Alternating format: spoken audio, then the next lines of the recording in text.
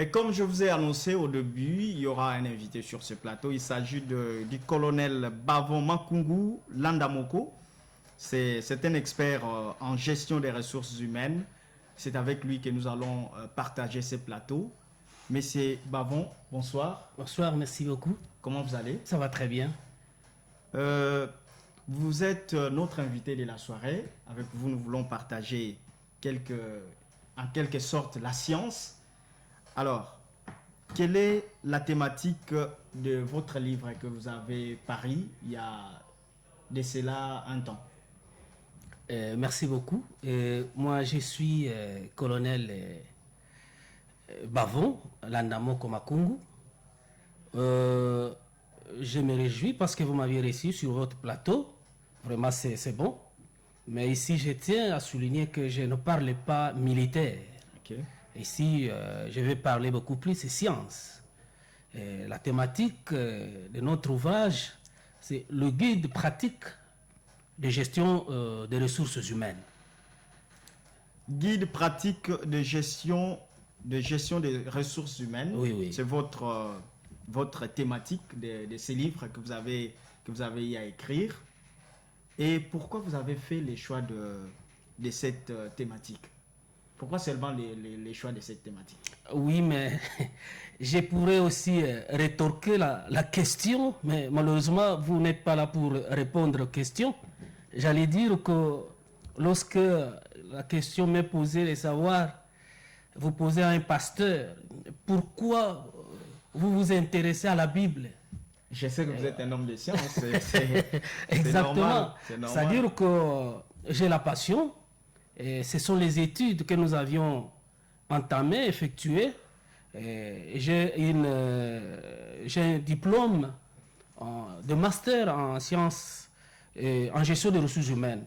Alors, la gestion des ressources humaines, pour moi, c'est vraiment une passion. Une passion. Une passion. Il faut que les gens soient bien gérés, les gens se retrouvent, les gens soient à l'aise, les gens soient motivés, c'est-à-dire qu'ils se sentent que réellement, quand quelqu'un travaille, qu'ils sentent que non, si je travaille, c'est pour le bonheur.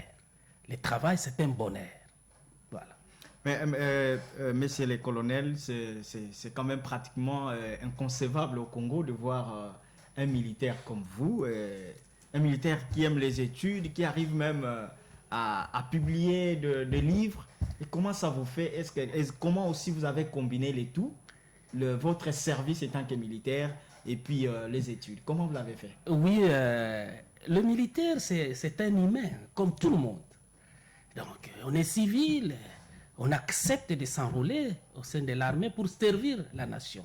Mais on ne peut pas oublier que l'armée, c'est la plus grande entreprise qui puisse exister. C'est-à-dire, pour que le militaire donne le meilleur d'eux-mêmes, ils doivent être très bien gérés. C'est ça. Donc, pour la gestion d'abord, c'est quoi? Quand on parle de la gestion des ressources humaines, c'est quoi? La gestion des ressources humaines, c'est la gestion des hommes au travail dans l'entreprise. Or, l'armée, c'est la plus grande entreprise qui puisse exister. C'est-à-dire, si les hommes en uniforme ne sont pas bien gérés, alors on ne va pas gagner. Mais nous avons une autre conception de notre armée congolaise par rapport à ce que vous dites. Oui, cette conception-là, elle est archaïque. C'est-à-dire que pour le moment, même dans d'autres ici, vous allez voir des militaires qui publient. Je prends seulement un exemple, terre à terre. Si vous arrivez en Égypte, vous arrivez en Égypte, c'est l'armée qui épaule la population. Mais sur tout le plan économique, social, culturel, vous savez que l'armée s'implique. Et chez nous aussi, et bravo, avec des nouvelles, la hiérarchie maintenant commence à comprendre, à nous faciliter la tâche d'aller se faire perfectionner dans cette optique. Ça quand même, c'est encouragé, c'est une innovation. C'est ça. Vraiment, c'est comme ça, c'est-à-dire que cette ancienne mentalité de penser qu'un militaire, c'est quelqu'un qui est là pour le combat. Oui, ça c'est la mission noble. C'est la mission noble, Mais en dehors, en temps de paix, les militaires est censé aussi produire scientifiquement, culturellement, économiquement, socialement. Hein, voilà, c'est ça. Alors, vous êtes expert en gestion de ressources humaines. Alors, notre grand problème de cette soirée, c'est de comprendre le contenu de ces livres que vous avez publiés. Alors, qu'est-ce qu'on peut retenir de ces livres? Vous avez votre temps de nous expliquer les contenus de ces livres que vous avez publiés. Qu'est-ce qu'on peut retenir? Merci beaucoup. L'ouvrage est là. L'ouvrage intitulé Guide pratique de gestion des ressources humaines. Nous l'avions rédigé. Il est subdivisé, il est divisé en deux parties. Okay. Oui, les deux parties. La première partie, ce sont des notions. Nous avons intitulé Notions sur la gestion des ressources humaines. Et la deuxième partie, c'est la pratique. Qu'est-ce qu'on doit faire et comment le faire? Exact. Voilà. Qu'est-ce qu'il faut faire et comment le faire? Alors, dans la première partie de notre ouvrage, nous avions parlé de la présentation des ressources humaines, parce que tout celui qui gère doit avoir des notions. Il doit comprendre c'est quoi la gestion des ressources humaines. La deuxième partie, donc là nous sommes partis aussi de la genèse. Chacun de nous a une genèse. La gestion des ressources humaines aussi a une genèse. Ça a commencé, ça n'a pas commencé avec le nom de la gestion des ressources humaines. Non, ça a commencé avec un autre nom que vous allez voir là-dedans. Et après la genèse, nous avions parlé de la définition, les différentes définitions. Chacun doit savoir c'est quoi la gestion des ressources humaines. C'est quoi, quand on parle de la gestion des ressources humaines, comment on la définit? C'est quoi la gestion des ressources humaines? Et après, nous avions entamé le troisième sous-point, ce sont les objectifs. Quels sont les objectifs? La gestion des ressources humaines vise quoi? Quels sont les objectifs de la gestion des ressources humaines? Un gestionnaire des ressources humaines doit comprendre ça. Doit savoir quels sont les objectifs de la gestion des ressources humaines. Et le quatrième sous-point, c'est les domaines. Les domaines de la gestion des ressources humaines, du professionnalisme de la gestion des ressources humaines. Quels sont ces domaines-là?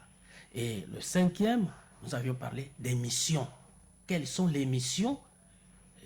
Lorsqu'on vous est nommé, vous avez la chance d'être nommé gestionnaire des ressources humaines. Quelle est votre mission? Quelles sont les missions que vous allez devoir remplir? Exactement. Donc, vous avez des travailleurs, vous avez en face de vous la direction générale, mais ces gens-là attendent quoi de vous? Qu'est-ce que vous allez leur donner? Vous voyez? Et après, le sixième point, nous avons parlé de la politique. Quelles sont les différentes politiques qui entourent la gestion des ressources humaines?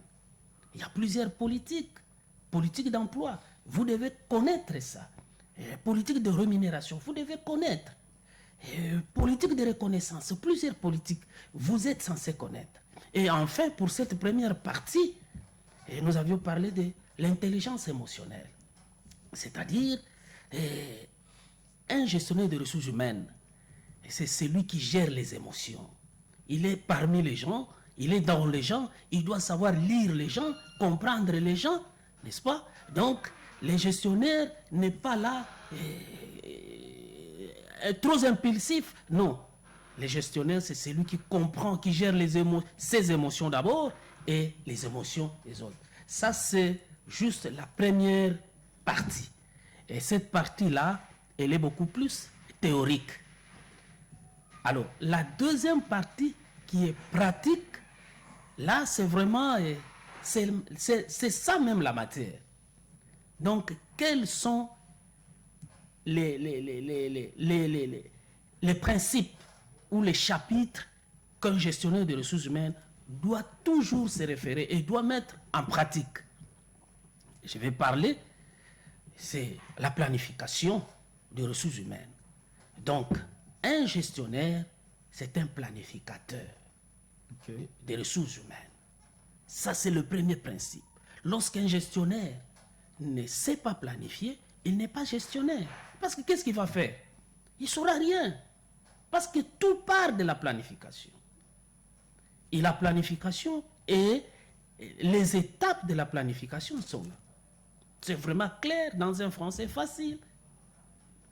Et la deuxième étape, c'est ce que nous appelons la dotation en gestion des ressources humaines. Donc, nous avons la dotation, nous avons la planification, nous avons la dotation, et nous avons le vademecum, ou les manuels de l'employé. Et comment rédiger ces manuels-là? Je sais que c'est beaucoup technique, mais ceux qui occupent déjà la gestion des ressources humaines en savent quelque chose. Ils peuvent se ressourcer pour corriger certaines imperfections. Okay. Voilà. Et le quatrième principe, c'est l'accueil. L'accueil et l'intégration. Vous avez planifié quelqu'un, vous avez recruté ou doté l'entreprise, vous avez le manuel tel qu'il est là, et la personne qui viendra s'intégrer chez vous, comment l'accueillir, comment le recevoir, quelles sont les techniques, qu'est-ce qu'il faut faire? Il y en a là-bas. Vous allez le trouver. C'est vraiment bien. Avec des conseils. Okay. Et après l'accueil, la personne a été planifiée, recrutée, et vous l'aviez doté d'un manuel. Et maintenant, il faut payer. C'est la rémunération, la politique de rémunération. Et après la politique de rémunération, il y a des étapes. Là, nous allons voir. Il y a la rémunération directe et la rémunération indirecte. Il y en a. Et après la rémunération, il faut évaluer la personne. Voir comment est-ce qu'il a travaillé, comment il travaille. Comment faut-il l'évaluer? Et faut-il l'évaluer chaque jour, chaque mois, chaque semaine? Il y a des principes d'évaluation. Et pour évaluer quelqu'un, là, je peux peut-être ajouter pour dire, non, pour évaluer quelqu'un, il faut fixer les objectifs.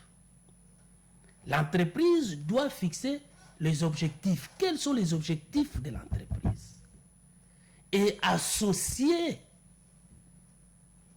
l'employé ou les salariés, l'employé ou les salariés dans la fixation des objectifs. Okay. N'est-ce pas? Lorsque vous fixez les objectifs, à l'évaluation, c'est ces objectifs-là que vous allez devoir évaluer. Est-ce que les objectifs ont été atteints ou les objectifs n'ont pas été atteints? Et après l'évaluation, c'est la formation. Il faut former les gens. Quels sont les cycles? Quel est le cycle de la formation? Il y en a là-bas. Et après, la supervision et l'encadrement. Là aussi, ça pose un problème. Il y a des sous-points sur ce chapitre-là. Il y a, lorsque nous parlons de supervision et l'encadrement, nous allons voir les principes d'organisation du travail. Comment organiser le travail? Et nous allons parler de la communication, leadership. Nous allons aussi parler de mobilisation. Comment mobiliser une équipe de travail? Parce que la mobilisation, elle est différente de la motivation. Exact. Voilà.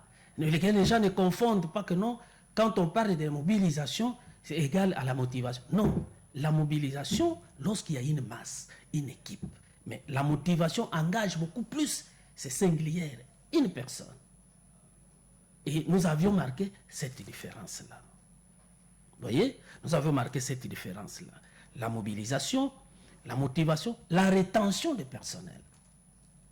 Dans une entreprise où tu viens chaque fois, 3 mois après, il part, il démissionne. 4 mois après, vous recrutez. 5 mois après, il part. Mais ce n'est pas une entreprise. Il faut savoir qu'est-ce qui est à la base. Pourquoi les gens partent? Parce qu'ils n'ont pas la politique de rétention. Ils ne savent pas comment gérer les gens, comment retenir les gens au sein de l'entreprise. Et après, la santé et la sécurité. Vous savez que la santé, c'est la base de tout. Et sur ce chapitre-là, nous avions parlé de l'ergonomie au travail, qui est la science qui étudie les conditions de travail.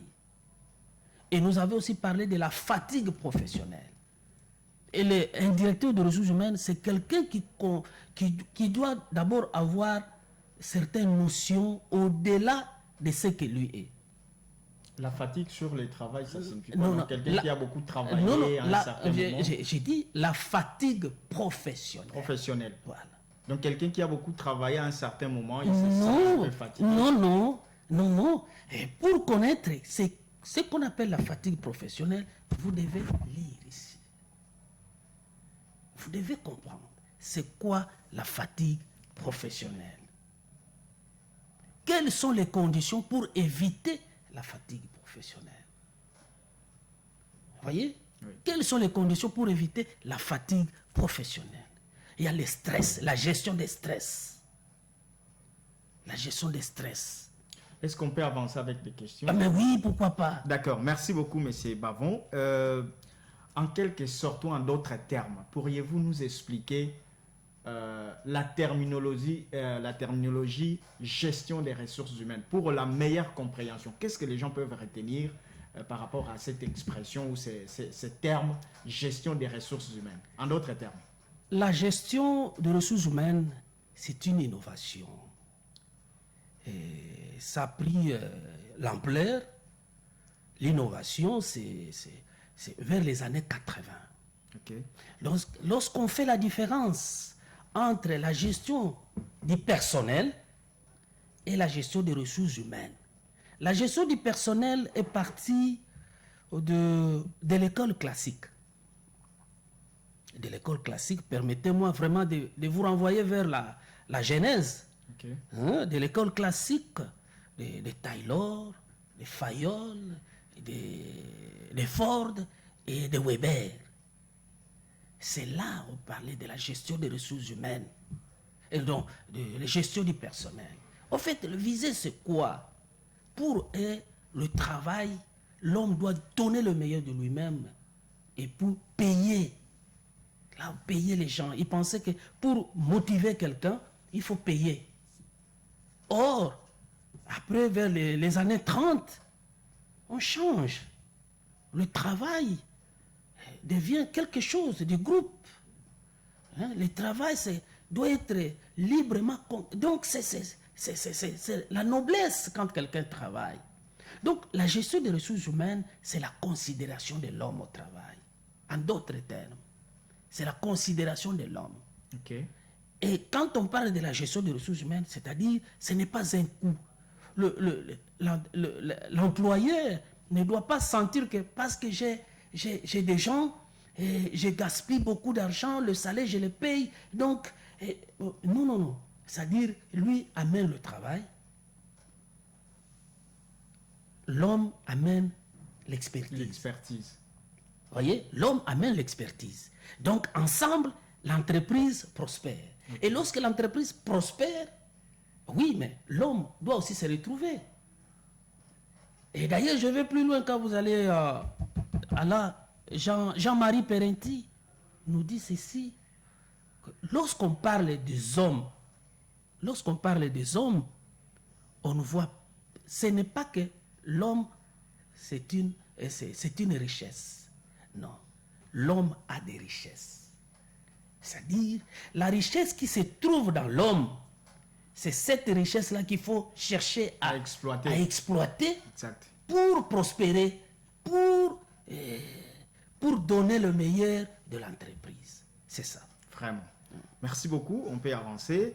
Votre livre contient combien de livres et ça vous a pris combien de temps pour que ça puisse paraître dans le mur? Le guide pratique qui concerne toutes les couches nous a pris au moins, en tout cas, 36 mois. 36 mois. Oui, 36 mois. C'est à peu près 2 ans et... Oui. Quelque chose. 3 ans pratiquement. Oui. 3 ans. Parce que c'est pas facile. Il fallait vraiment fouiller, creuser, voir, comparer, parler et puis prendre l'essentiel à exposer aux autres. C'est ça. C'est un ouvrage de 160 pages. 160 pages. Monsieur Bavon, qu'est-ce qui vous motive à avoir vraiment cette bonne volonté d'écrire un tel livre? Surtout, vous avez pris votre temps, 3 ans durant, en train de réfléchir, ne pas dormir, toujours être à la recherche d'accomplir ce que vous avez pensé. Quelle est la vraie motivation qui est cachée derrière? C'est juste pour vendre simplement l'image du pays, de l'armée, ou il y a quelque chose qui se cache aussi derrière ces grands travaux que vous êtes donné? Merci pour la question. J'allais dire seulement que si les chefs de l'État n'avaient pas parlé du peuple d'abord, c'est moi qui allais parler à sa place. Ok. Vous voyez? Parce que tu vois la vision du chef de l'État. Le chef de l'État dit le peuple d'abord. C'est-à-dire, moi, en tant que gestionnaire, moi j'ai dit les salariés d'abord. La population d'abord. Ça, c'est quand même trop capital. Voilà. C'est trop important. Le chef dit le peuple d'abord, dans tous les secteurs. Mais nous disons, le peuple aussi doit se retrouver. Pour que le peuple se retrouve, il faut que les gestionnaires soient avertis, soient enseignés. Voilà. Merci beaucoup. Je vous rappelle que je récite sur ce plateau le colonel Bavon Makungu Landamoko. Il est expert en gestion des ressources humaines. C'est un éditeur d'un livre qui se nomme ou qui s'intitule Guide pratique de gestion des ressources humaines. Donc, nous sommes en train de décortiquer par rapport à ce livre et il a pris tout son temps. Quelle volonté! Peut-être les autres pouvaient penser que l'armée congolaise, au sein de l'armée, on ne peut pas trouver des gens qui peuvent aider comment le pays à évoluer. Mais nous avons un exemple sur ce plateau. Alors, un homme qui vous réfléchit, vous sentez même la science. Donc, félicitations. Merci beaucoup. Félicitations à vous. Merci. Alors, en quoi les Congolais pourraient être intéressés par rapport à ces livres? Oui, je voudrais aussi ajouter une chose. Avant que je réponde à la question. Allez-y, vous êtes libre. Merci. Quand on vous dit vous êtes nommé gestionnaire de ressources humaines, n'est-ce pas? Un gestionnaire de ressources humaines, c'est celui qui a, au moins, dans notre compréhension, il doit avoir au moins 4 qualités. Lesquelles? Ah, voilà. Un gestionnaire des ressources humaines doit avoir les notions suffisantes de droit. Il doit avoir des notions suffisantes en administration. Il doit avoir des notions suffisantes en finance. Il doit avoir des notions suffisantes en psychologie. Et des notions suffisantes en pédagogie.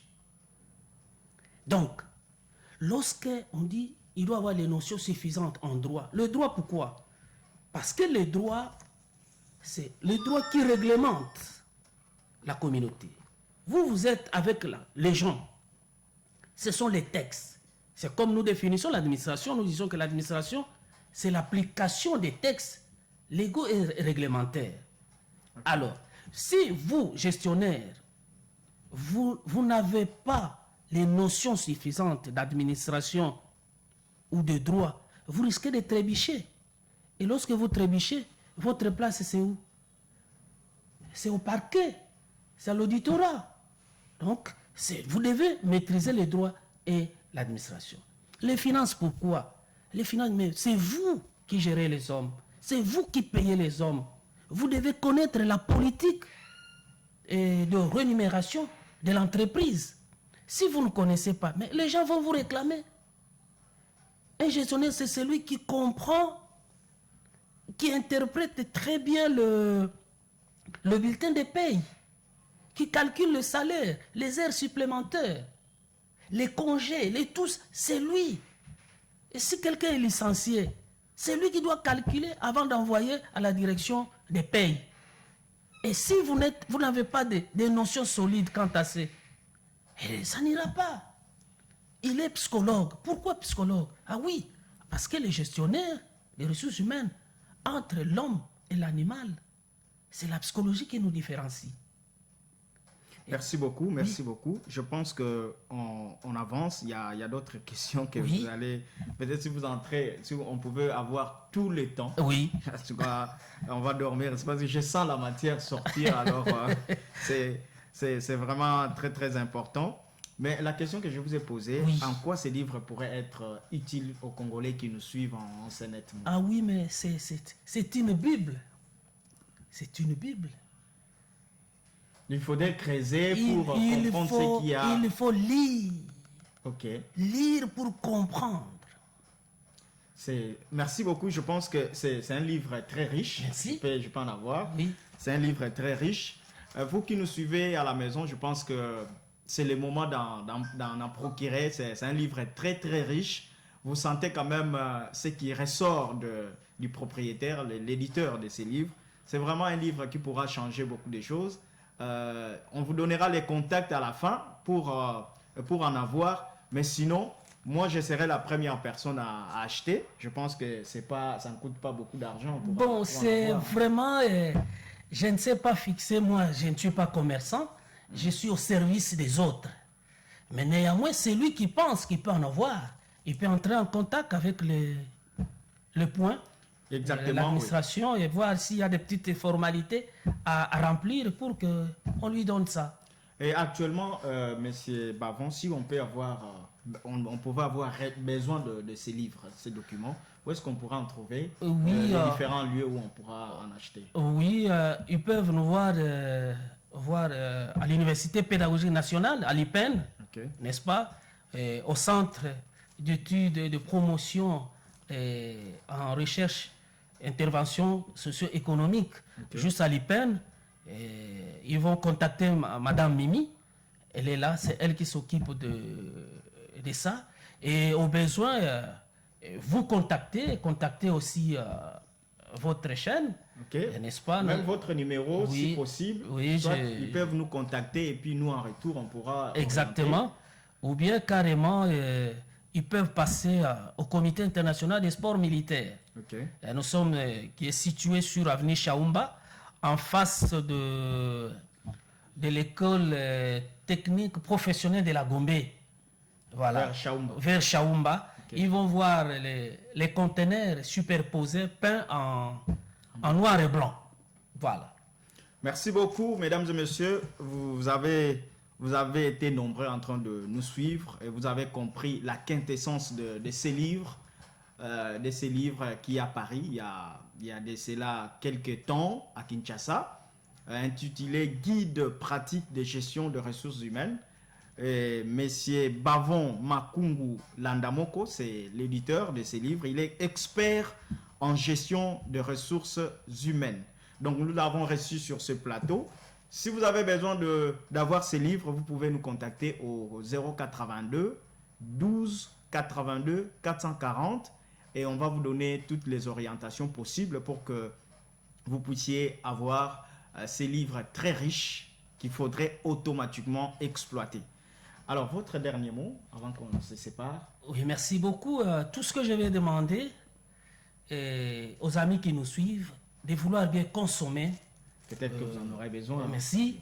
De consommer les livres, de consommer les contenus, okay. N'est-ce pas? Et vraiment, ça sera très utile pour eux. C'est tout ce que je peux leur demander. Merci beaucoup, mesdames et messieurs. C'en est complètement fini. C'était notre invité de la soirée, Monsieur Bavon. Je vous rappelle qu'il est le colonel et il est expert également en gestion de relations de ressources humaines. Alors, c'est lui qui a été notre invité de la soirée. Monsieur Bavon, merci d'avoir passé et merci d'avoir accepté notre invitation. Merci beaucoup de m'avoir reçu chez vous.